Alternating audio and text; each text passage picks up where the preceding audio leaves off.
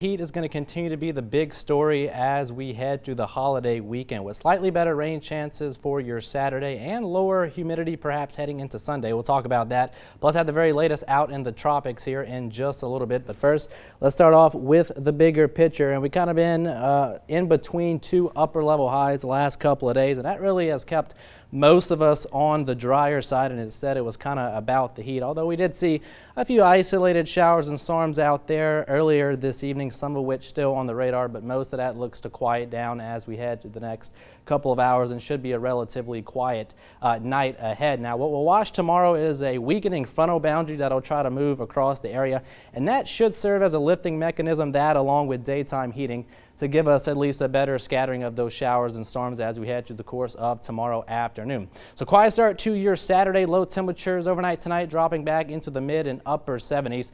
And notice as we head through the course of the afternoon with the heating of the day, a few more scattered showers and storms out there. I think a little bit better coverage than what we saw the last couple of days, but still not necessarily dealing with a washout or anything like that. Most of that looks to quiet down tomorrow evening, and then notice as we head into Sunday, that frontal boundary will actually push through.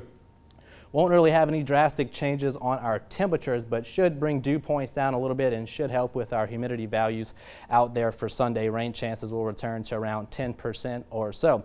Now, as we head out into the tropics, things are starting to heat up, kind of right on par with the peak of the hurricane season, now about a week or so out. So I have Tropical Depression Omar, that's continuing out to sea, so not going to pay too much attention there. Three other areas out here close to the African coast. We have one area that has about a 30% chance to develop. It's kind of stationary at this point, so not overly concerned with that area. Another area has about an 80% chance to develop in the next 5 days as it heads towards the central Atlantic, but most of the models thinking this should eventually recurve out to sea, not be much of an issue.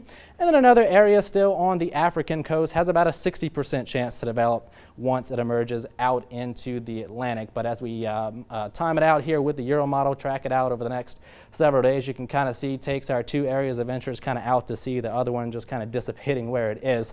And then about a week's time here, we notice another area potentially coming off the African coast. This one may take more of a westward track, but still over a week away. We're going to have plenty of time to watch, and at least at this point, nothing to be overly worried about out in the tropics. Now, back home here, we've been getting a lot of questions about a potential cold front next week. How's that shaping out? And really, I can tell you there's still more questions than answers at this point, but this is the Euro model, and really all week long it has been totally against any sort of frontal passage moving through the area. But as of today, kind of coming into a little bit better agreement with the GFS model, trying to usher in some sort of a cold front here late next week, and then you can notice into next weekend that frontal boundary in the Gulf of Mexico with the moisture gradient there, leaving us on the backside drier here, but still over a week out. The pattern's going to change, and we know how this goes.